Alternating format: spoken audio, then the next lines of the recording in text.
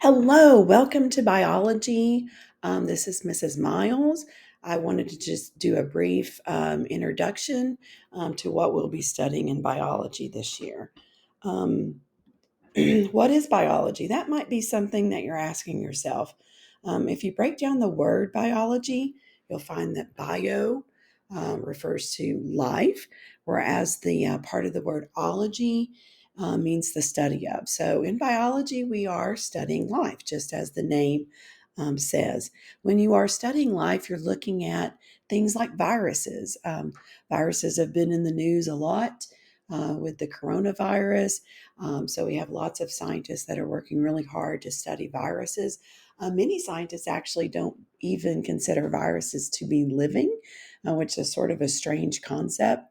Um, because they just lack many of the characteristics of life that we usually attribute to most living things. And we'll also be looking at things like bacteria, very, very small organisms, protist organisms that we can see only under the microscope, all the way up to very large animals like elephants or lions or tigers or giraffes, and then to humans. We'll spend some time talking about genetics, how all of us are different, yet the same. So really with biology, we're looking at life and we're studying all types of life. In this course, we'll go through several different topics. The first unit that we'll cover is really just an introduction. We'll go through, the scientific method, and then we'll talk about the characteristics of life. The next unit that we'll talk about is a chemistry review. Get out those chemistry, facts that you learned in chemistry class. We'll review chemistry. We'll look at water, since water is, one of the most important molecules on Earth for life. And then we'll also cover organic molecules, those molecules that are made up of carbon that are essential for life. After we finish that unit, we'll go on to ecology. In ecology, we look at organisms, how they interact with each other, how they interact with their environment. Then we'll cover cells. We'll look at cell parts, how cells interact with each other, how cells interact with their environment. We'll also do an in-depth, view of cells under a microscope. Typically, with this course, you'll use a virtual microscope. Then we'll get to heredity or genetics. Genetics is looking at, why we are the way we are. It's looking at the traits that we inherited from our parents. Why do I have blue eyes or brown eyes? Or why do I have blonde hair or black hair? And we'll look at all of those different traits when we talk about heredity. We'll do a unit on DNA. DNA is found in every living organism on Earth. It's found in the nucleus of cells, and it makes up chromosomes. We as humans have 46 chromosomes. All different species have different numbers of chromosomes, and that makes them unique to their species. And then the last unit, we'll look at evolution. We'll look at how organisms evolved and have adapted over time through the processes of natural selection. Once we finish these units, you will have a review. And then typically these units are followed by an EOC, which is an end of course test, or some sort of comprehensive final. Um, to get credit for this course, you'll watch teaching videos and complete assignments to master understanding of the topics. The lessons will include videos. They'll also include Canvas assignments. The Canvas assignments will either be Google assignments or they'll be Kami assignments. You will be expected to complete a workbook during this course. And then we do have an online text called Pearson Realize, and there will be assignments through Pearson Realize. And then after or at the end of each unit, you'll need to complete a unit test and show mastery on that unit test in order, to get credit for the course. If you do not have a workbook, this is your workbook. Everyone that takes this class can complete a workbook. We'll use the workbook for completion of pages. Typically, through my videos, I'll walk through the workbook with you and tell you, what page we're on. So the workbook is really a completion grade for you for this course. Also, your online textbook is called Pearson Realize, like I said earlier. So as we go through, if you see a link on your Canvas classroom for Pearson Realize, this is where you'll find Pearson Realize. You'll go through my class link, and then the Pearson Realize icon is the small little R. Sometimes it's also referred to as Savas or Savas Pearson Realize or Savas Realize. So that really completes this introduction. What I'd like you to do, you're probably already there, but make sure that you know exactly where your ClassLink is located. So on ClassLink, this is, just an area where we can go quickly. You can go and check your mail by clicking on your Gmail icon. I would suggest that you get in the habit of checking your mail every day. If you need to access Google Docs are located there, your Google Drive as well.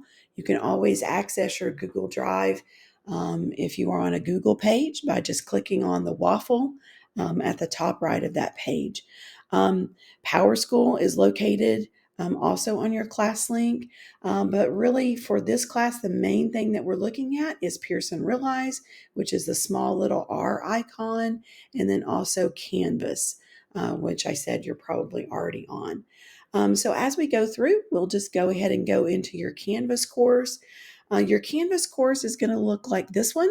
Is CHS Biology 1. So this is Biology 1. This is the only science class with an end of course test. So you'll be expected to take your end of course test after completion of this course. If not your end of course test, you'll definitely have to take a comprehensive final exam. So as you go to this class, if you'll click on that class, then it's going to take you into exactly what this class looks like. I've organized this class by modules. And so, what you'll have to do at the very beginning here, you'll have your first module, and then you'll click on Unit 1 Scientific Method and Life, and that's going to take you into this page entitled Scientific Method and Life. If you'll look at this page, everything is organized by day. So on day 1, these are the things that you're expected to complete. If you'll notice, all of the videos are listed there in blue, and then all of the assignments are listed in red. If you click on a video, it should take you directly to that video. You will be required to watch that video either through the completion of notes or just the gaining of knowledge that you're going to use in your later assignments. But as you look at your pages there, you'll notice that we, on this first unit, we go through day 1 all the way through day 9. At the end of this unit, on day 9, you have a biology test, which you'll need to complete. So the biology unit 1 test, you'll click on that. That will take you to your Canvas test. And then once you complete that, then you're free, to go on to your next unit on this Canvas page. As you're taking your test, make sure you realize that tests are closed book. So that also means closed access to any other things on the internet. You'll be expected to complete this unit test just from the knowledge that you've gained throughout this course. So as we go through, I'll just highlight a few things for you that you'll need to know. Throughout this Canvas course, I have embedded videos. For example, there are Amoeba Sister videos. The Amoeba Sisters do really good videos. They are like a cartoon drawn out. But as you go through, The video, there's lots of good information there. If you want to take notes on those videos, then you're more than welcome to, but it should follow along with videos that you've already or notes that you've already taken through videos that I post on each daily assignment board. Also, Bozeman videos are really good. This is Mr. Anderson. He does have a Bozeman science site, and he completes, many videos to help us understand science. So on your Canvas course, to the right, you will have videos that I will upload, and then you'll also have supplementary videos. Once you complete those videos, you'll need to go through your assignments. So we'll just click on this very first assignment, 1.00 lab safety. As I click on that assignment, it should take me in to that assignment. You'll notice as you're on that assignment, at the top of the assignment, there will be directions there, instructions for the completion of that assignment. Many of these assignments will be completed in Kami. As you first get onto Kami, there may be a little icon that pops up that has you to log in to your Kami, but everyone in the school has a Kami account. So once you log in, you should be able to see your assignments there. Kami is a really useful tool for us.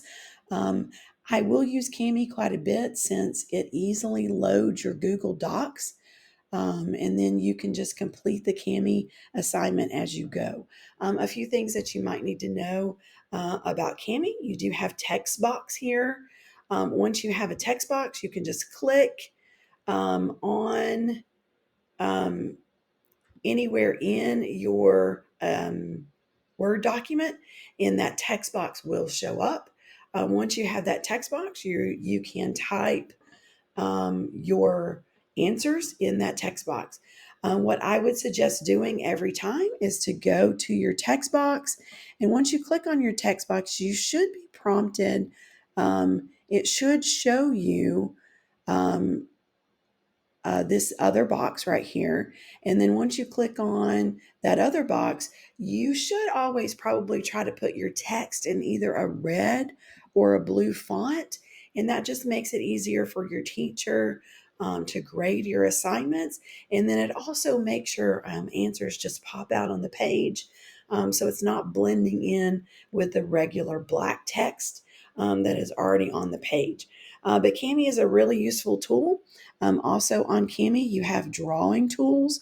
So sometimes if you need to circle an answer, you can go and do that. But again, as you're circling an answer, I would probably choose either red or a blue font, something that's bright that will show your answer if circling or just indicating an answer like a true false answer is required. You're also able to do shapes, which is a really cool aspect of Kami. So as you're going through the shapes there, if you need to draw lines, let's say it's a matching exercise and you need to draw lines. You can also click on the line here, and then you can also change the font color of that line. Again, I would suggest a red or a blue. If you could, just get used to clicking on that, then that will allow you to go through and draw any lines or any other shapes that you need to in the color that you need to. Also, you do have an eraser here that you can go and erase anything that you need to erase. Um, there are, several different ways to use Kami. I probably would not get used to the drawing tool where you're just writing on the document with the drawing tool. That's sort of hard to do with the laptops that we have with the mouse controls. So I think with the Kami documents, your text box is probably going to be your best friend. So I would just get used to using your text box. On your text box as well, if you need to change the font size, to make it smaller to fit into the area that you're trying to type in, then you're welcome to change the font size as well. But as I was saying, if you would make sure every time to change the font color to red or blue, then that will really help your teachers when they're grading your assignments. If there's ever a time where you need to go back home to your all of your home pages on your Canvas courses, you would just need to go up here to the top, click on your course, click on Biology 1 in this case, and it's going to take you exactly back to that home page. Now, as you're going through this, sometimes you will have a to-do box over here on the right side of your Canvas course. A to-do box is really, really useful if all of your assignments have due dates. I'm not sure that your assignments will have due dates for this course. They may just be made available and you'll just have to complete them as you go. Also, your calendar over here on the left-hand side is also very useful for a Canvas course whose assignments have due dates. But if you don't have due dates, then this homepage is really your best friend. Once you get back to the homepage, you can just click on the unit that you're in. And then once you've completed one assignment, you can go on to your next assignment. The next assignment, for example, on this one is your Unit 1 vocabulary. So I would just spend some time getting acquainted with your Canvas course when you first start. But whenever you have a PDF, for example, like this Unit 1 vocabulary, you should just click on this. You'll be able to see the document. This one is Unit 1 vocabulary. And at the beginning of that course or at the beginning of that assignment, I probably should have pointed out the instructions there. So let's go back really quickly. So on Unit 1 vocabulary, it tells you on there, it says define each vocabulary term. So on vocabulary, you're really going to do this, complete this on paper. So you would need to get some paper or ask your instructor for some paper, but you're going to go through and you're going to complete this vocabulary on paper. So the way that you would need to do that is just write down the word and then define that word. Now, definitions online can be a little tricky. I don't want you to copy word for word necessarily definitions that you find online, but you should have in your workbook, you should have in your Pearson Realize, you should have all sorts of documents where these words will be defined for you. So just try to use vocabulary as a tool to help you go through and learn what each one of these words mean. For this first unit, there are only 10 vocabulary words. For other units, you'll probably find upwards of 20 to 25 vocabulary words. So you'll go through on your own paper and you'll define these words. Your instructor will then grade that for you. Each vocabulary lesson or assignment will be graded as completion. But again, you're using this to help you learn. So make sure that you are coming up with the definitions. Or if you choose to look these definitions up online, make sure that you are looking at the correct definition and make sure that it's the correct one that is relating to our science lesson for that day. For example, adaptation probably has lots of definitions online. So we're looking for adaptation as it relates to organisms adapting to best live in their environment. Um, so that's really just a preview of the course. The next thing that I really wanted to point out, most of these days on Canvas are pretty much the same. You'll have videos that you'll need to watch, and then you'll have assignments that you'll need to complete. Most assignments are online, but some of our assignments will either be in our workbook or they'll be Pearson Realize or they'll be on paper. Now, I did want to show you Pearson Realize. So as you go down and look at different assignments, I'll just go to day 3. Pearson Realize here is connected to your class link. So anytime you go to Pearson Realize on Canvas, it's going to take you directly to your class link. because there's the icon right here on your class link to get to Pearson Realize. So as you click on that, the first time you go to Pearson Realize, you may be asked to choose your account or to set up your account. But that's fine. That's just something that you'll have to do at the beginning. So once you go to Pearson Realize, it may want you to go through an icon. Um, it may ask you to go and select your icons and to select your all of your preferences for setting up your Pearson Realize account. But once you get there, your Pearson Realize account, you should be able to see your class, and you will click every time you go, you'll click on Tennessee Miller and Levine Biology. That is our textbook for this class. So once you get to your Pearson Realize account, you should see assignments on that account, and your assignment should show up right here just on your class. You'll have assignments over here also to the right.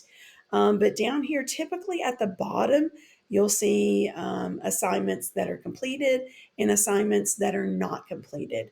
So anytime you see assignments, if you'll just click on that, typically I will do 2 to 3 different assignments on Pearson Realize. So you'll have to complete all of those assignments before you turn it in, before you get credit for those assignments. So as we're going through, I'll just walk you through this pretty quickly. So on this first one, what is science? I've gone through and I have put 2 different assignments there for you. I've put in something called interactivity. And interactivity is just an online interactive module for each one of these assignments. So as you go through, like the term says, it is interactive. You'll be required to read the instructions that it's giving you, and then do what it asks you to do. So this first one is really good. It's talking about scientific inquiry. And it's really, really very interesting because it's talking about Dr. Edward Jenner. He was really one of the first people to develop a vaccine. So as you read through this investigation, it will tell you the thing that you have to do next. So if you'll look at this sentence right here, it says click on the historic scene to learn about one example of science inquiry in action. Dr. Edward Jenner's discovery of the vaccine in 1796. Now, it's very tempting when you get on here to click on the next page. However, if it's wanting you to click on the scene, you'll need to click on the scene and then do what the words at the bottom are prompting you to do. Because if you go and click on the next page, you're going to miss something. And then once we get to the end, if you've completed everything correctly, you should get a green check mark at the top. So this is Dr. Edward Jenner, and like the words tell me, it tells me to click on the historic scene. So if I click on the scene, it's going to take me to the next picture. You'll just read through what that says at the bottom, but it says Dr. Jenner's discovery began with an observation. Cows developed a disease called cowpox on their udders. Milkmaids, the women who milked the cows daily, would also contract this disease. Dr. Jenner observed that these women seemed to be protected from the more deadly disease, smallpox. So Dr. Jenner was looking at smallpox. Smallpox was the disease that killed many, many people. And so he was looking to make a vaccine to combat smallpox. So what he started looking at was another disease called cowpox. And milkmaids, they would come and they would milk the cow, and they would sometimes get sick with cowpox. Well, usually cowpox was a survivable disease. So he started looking into cowpox as being related to smallpox. So it asks you to click on the cow. So once you click on the cow, you're taken to this lovely picture here. This is actually the infected arm of a milkmaid. So a milkmaid with cowpox would develop these pustules. And then, of course, they're open sores that would break open, and then they would secrete pus, which is really, really gross. But he was looking at cowpox as a way to solve the riddle of smallpox. So if you'll click on the hand there, it's going to take you to the next picture. So Dr. Jenner developed a vaccine. He went ahead and looked at spreading this vaccine, or administering this vaccine. So he did experiment actually on this young boy named James Phipps. So you'll see this picture here. He is actually scratching the surface of his skin. If any of you have had allergy testing before, you'll know with allergy testing that your skin gets scratched, and they're putting a little bit of that allergen on your skin to see if you have a reaction to it. So this is the way he was administering the vaccine. So he was scratching the surface of the skin of this boy named James Phipps and administering the vaccine in that way. The results supported his hypothesis. He was able to give the vaccine successfully to James Phipps, and James Phipps did not contract smallpox, which is, great. So this was really the beginning of vaccinations as we know them today. It tells you at the bottom of that page to go ahead and click on the picture. And then you're finished now going through that part of the interactivity. It says, great job. Would you like to start over? No, you would not like to start over. However, you need to advance to the next page. So at the bottom of the right hand of your screen, you're going to go to the next page. So you're going to go through and you're going to read through the next page. Sometimes there will be drop down boxes at the top of your page. This one doesn't have one. So you're going to read through, following the instructions that are on the screen. But this is really looking at hypothesis versus theory. And then once we get to our scientific method lesson, you'll understand this a little bit more. But a hypothesis is something that a scientist might develop, and it's just really a thought. It's just sometimes we say it's an educated guess, but really we're looking at a hypothesis as being a possible answer. So if you'll read on the page, the hypothesis here that he developed was, if you suffer from cowpox, you are protected from smallpox. His hypothesis was proven correct in this case. Sometimes it's hard to really prove a hypothesis correct beyond a shadow of a doubt. Sometimes we can just get data that backs up our hypothesis. But in this case, he did get data to prove that his hypothesis was more than likely correct, that if you suffer from cowpox, you are protected from smallpox. Versus a theory. A theory is really a widely known or a widely believed concept that many people in the world, many scientists hold true. The theory here that we're looking at is that many diseases are caused by germs and are spread by germs. In the past, sometimes people would think that if you got sick, then that was caused by maybe something, maybe evil in nature. You had bad humors in your blood, but we now know that the theory, and we accept the theory that diseases and things like that are transported through viruses and bacteria. So once you read through that, you're going to click on the next page. The next page is going to take you to a more interactive part of the lesson. And at the top here, you have an introduction box. So anytime you see an introduction box, you need to click on that introduction box. It will go up or down depending on, where, if it's open or if it's closed. So if we click on that and we open it, you will be able to read through the instructions for this page. Most of these interactives, it wants you to click to learn. So you can click on number 1 here. It tells you all about this pond.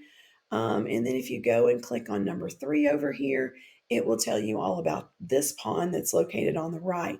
So the first thing that we'll notice about these two ponds, we see on the left over here, we see a very healthy pond, whereas on the right over here, we see a pond that's not very healthy.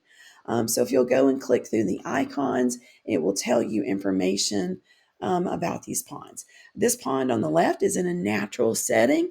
It's an undeveloped area. The ecosystem is in balance. If you look at this pond here, we can see that someone is fishing in a boat here. The pond looks healthy. The fish are alive. They're thriving. The banks of this pond are surrounded by vegetation. This pond is doing great.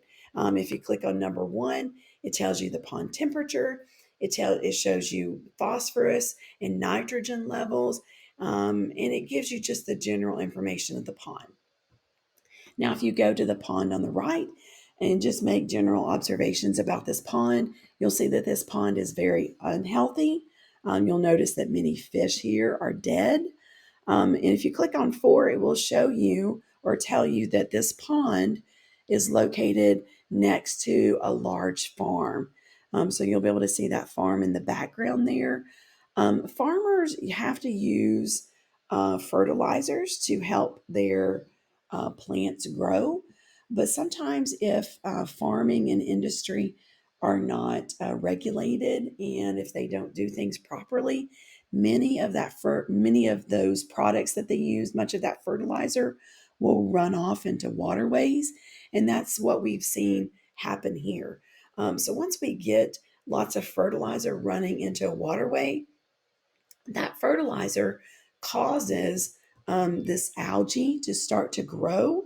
And then, if the algae grows, that's a process called eutrophication, where we get so much deposited into the pond where the algae grows. The algae grows, and then in the process of dying, the algae uses up the oxygen in the pond. So, once it uses up the oxygen in the pond, the fish begin to die. All of the wildlife that need that water begin to die. So you'll click on number 3 here, and it's going to show you all of the characteristics of the pond. So we'll just look at the phosphorus level here. The phosphorus level is 44 micrograms per liter. So just keep that number 44 in your brain. And we'll go over here and we'll click back on number 1. And this phosphorus level was 10. So we can see that this is 10 on this side where this healthy pond is. And then over here on this other pond where it's not so healthy, the level is 44. Phosphorus is the main component of fertilizer. So we can see that phosphorus and also nitrogen 68 on this side, whereas over here the nitrogen level was 16. So we can tell that over here on this left-hand side, this pond has very low nitrogen and phosphorus levels. And then this pond over here has very high nitrogen and phosphorus levels. That leads to a die-off of many of the fish or aquatic organisms that live in this environment. So as you go through, you have to click on anything that it's wanting you to click on in this interactivity to get credit for this. So I would encourage you to read through what it's asking, because you'll have to use this information on the next page. So once you're done with that, you'll click on the next page. The next page is asking you to write a hypothesis describing what you believe may be causing the heavy growth of the algae in the pond. So, what you'll do when you're ready to type, you'll just click right here. It says to type your answer here. So, you're going to click in there and you're going to come up with a hypothesis. A hypothesis could be an if then statement, or it could just be a statement stating, why you think this pond is not healthy, like the other pond that we saw in the previous picture. So go through, type up just a quick sentence there. Like I said, it can be an if then statement, it can be an I think statement, or it can be a cause and effect statement. You could say that the pond is unhealthy because of runoff of fertilizer from the farm. Or you could say, if fertilizer runs off from the farm, then the pond will be unhealthy due to algae growth. Or you can say, I think this is an unhealthy farm or an unhealthy lake because of the farm. So, however you want to do that hypothesis statement, you will be required to write a sentence there where it says type your answer. So as you finish that, you'll go on to the next page. The next page is, again, an interactivity. You'll need to read through your instructions. But what it's looking at here is looking at a control and an experimental setup. So in this case, you have two different aquariums here. You have your control aquarium. Your control aquarium will not have your independent variable. In this case, we're going to be testing the amount of nitrogen or the amount of fertilizer in an aquarium. So we're not going to add any type of fertilizer to this top aquarium. However, to this experimental aquarium, we are going to add fertilizer. So what you'll have to do here is the slider bar. You'll slide that bar over, and then after 30 days, and then at the bottom there, it will show you 30 days. After 30 days, you can see that in this bottom tank, and you can slide that back and forth if you'd like to see like a comparison to what it was before. But you can see after 30 days, this tank here that had extra nitrogen added has a lot of algae growth. It's kind of green as compared to the really clear water at the top. So, like I said, you can slide that back and forth. But number two is asking you to describe any differences that you see between the two aquariums. So, you'll have to type your statement right here. And then once you've typed that, you will just go on to the next page. The last page is looking at for you to answer a question. It says choose the most appropriate conclusion from the list based on the results of the experiment. So A says the results from this experiment prove that the fertilizer causes algae growth. Sometimes we can't actually prove if our hypothesis is correct. We have to just get evidence to support it. So B says the results from this experiment disprove that the fertilizer causes algae growth. Most of the time, a hypothesis is falsifiable. So we are thinking that algae growth here was probably caused by the fertilizer. So let's see what C says. The results from this experiment support the hypothesis that the fertilizer causes algae growth. Or D, the results from this experiment are inconclusive.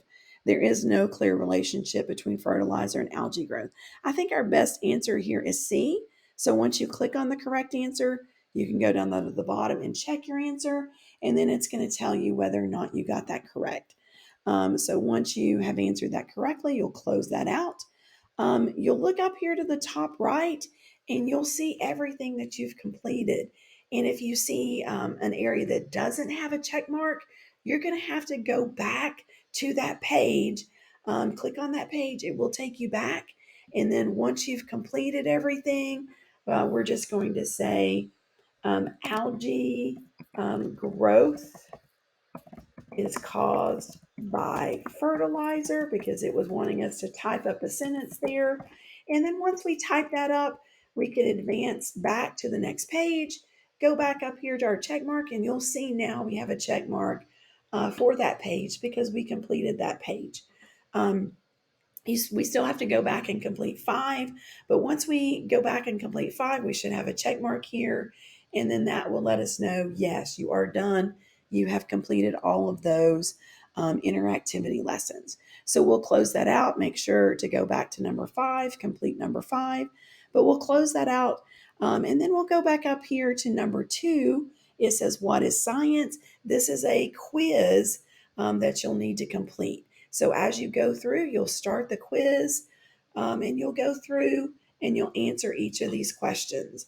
Once you select your answer, you'll go to the next question, and so on and so forth. So once you get finished with this quiz, you'll notice on this one is wanting you to go through and just drag and drop answers.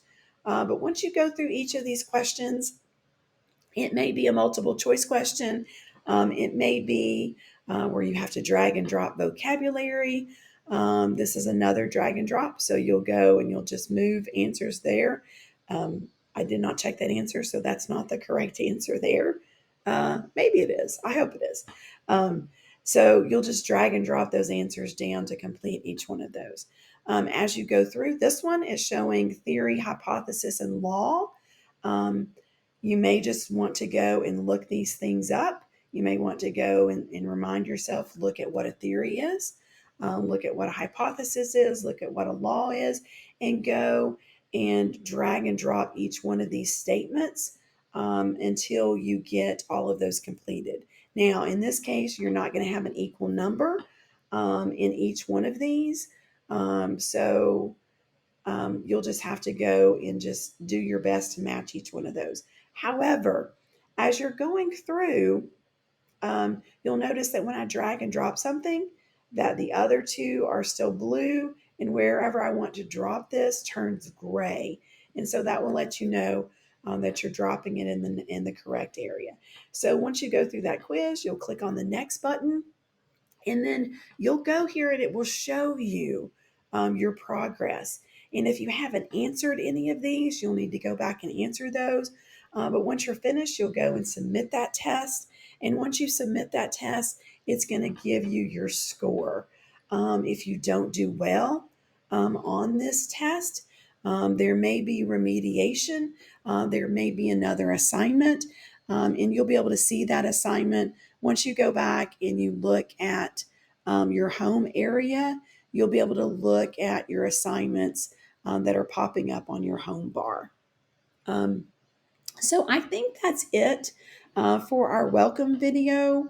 I just wanted to walk you through the Pearson Realize, just because it can be a little complicated to know exactly when it's completed.